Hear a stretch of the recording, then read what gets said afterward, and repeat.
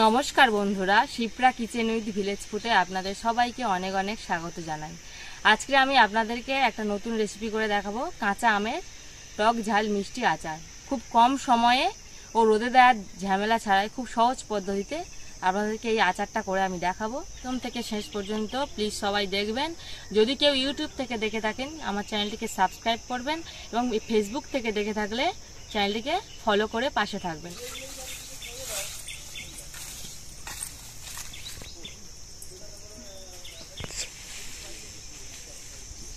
এই আমের আচারটা বানানোর জন্য আমি রান্নাঘরে চলে এসেছি, আমি আর মা।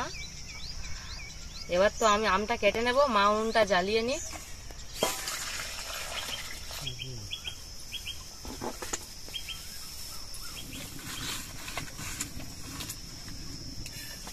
তো আমগুলোকে প্রথমে পরিষ্কার জলে ভালো করে ধুয়ে নিতে হবে।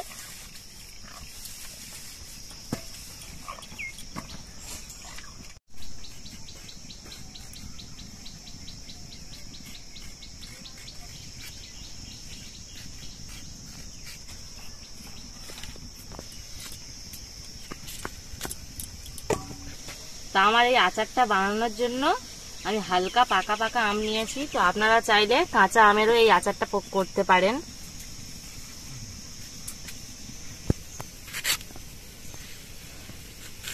তো আচারটা বানানোর জন্য এই রকমই আম নেবেন আপনারাও।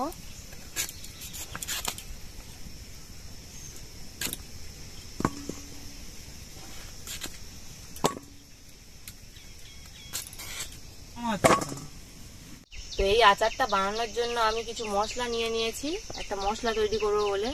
এখানে জিরে নিয়েছি, মৌরি নিয়েছি, তেজপাতা নিয়েছি, 5 ফোড়ন, শুকনো লঙ্কা, মেথি, গোলমরিচ আর ধনে। এগুলোকে আমি শুকনো কড়াই ভেজে নেব।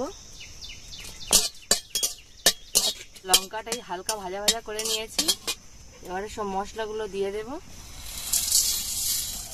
তো এই প্রত্যেকটা মশলা আমি হাফ চামচ করে নিয়েছি। তো আপনারা আপনাদের আমের পরিমাণ অনুযায়ী মশলাগুলো নেবেন। তো আমি এখানে 500 গ্রাম আম নিয়েছি। মশলাটা হালকা ভাজা ভাজা হয়ে গেছে, এবার আমি মশলাটাকে নামিয়ে নেব। মশলাগুলো মা এবার হালকা গুঁড়ো করে নেবে। তো আমটাতে এবার আমি লবণ আর হলুদ মিশিয়ে নেব। পরিমাণ মতো লবণ দিলাম। আমি এই কাঠের হাঁড়িতে মশলাগুলো করছি। হলুদ দিয়ে দিলাম এর মধ্যে। ভালো করে মিশিয়ে নেব এবার আমের মধ্যে। তো আমি এই আচারটা রোদে না দিয়েই করছি।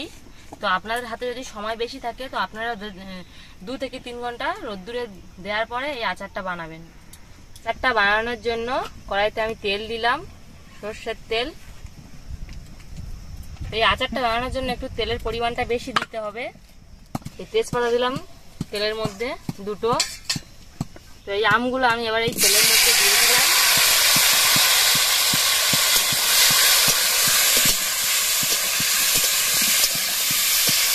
আমগুলোকে ভালো করে ভাজা ভাজা করতে হবে।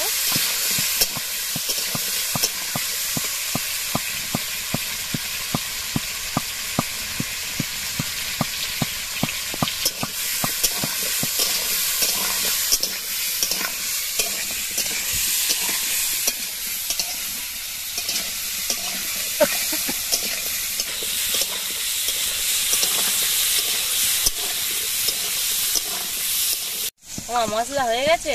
হ্যাঁ, এই তো হয়ে গেছে। এইরকম করলে হবে না। তো এই আমার মশলা করাই হয়ে গেছে। তো বন্ধুরা, আমি হাঁড়ির সাথে করেছি। তো আপনারা চাইলে শিলনোড়াতেও এই মশলাটা করে নিতে পারেন। তো এই আচারের মশলাটা সবসময় এইরকম করে করবেন, তো বেশি মিহি করবেন না। আমটাই ভাজা ভাজা হয়ে গেছে। তো দেখুন কালারটা কত সুন্দর এসছে, চেঞ্জ হয়ে গেছে কালারটা। তো আপনারাও এইভাবে ভেজে নেবেন। তো আমি এবার এর মধ্যে চিনি দিয়ে দেব পরিমাণ মতো। তো আপনারা যে যেমন মিষ্টি খাবেন তেমন চিনি দেবেন।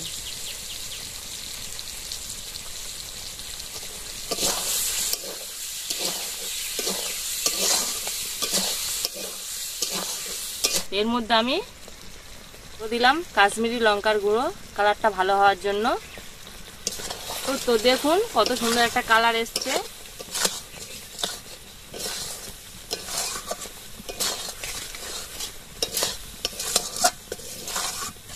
তো আমি এই আচারটার মধ্যে আমি জল ব্যবহার করব না। তো জল ব্যবহার করলে বেশি দিন এই আচারটা থাকবে না, তো তাই আমি জল ব্যবহার করছি না।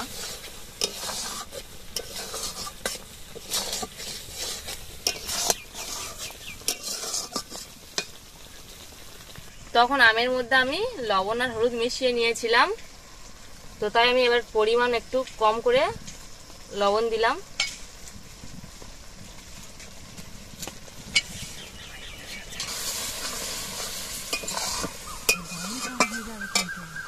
আচারটা আমার বেশি দিন রাখার জন্য আমি একটু পাতিলেবুর রস দিয়ে দিলাম এর মধ্যে।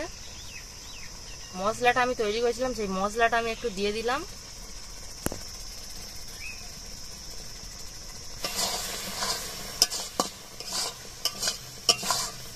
চেরা কাঁচা লঙ্কা দিয়ে দিলাম।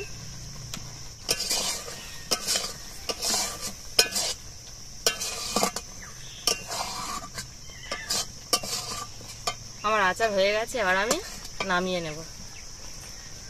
ঠান্ডা করার জন্য আচারটা আমি এই থালার মধ্যে দিয়ে দিচ্ছি।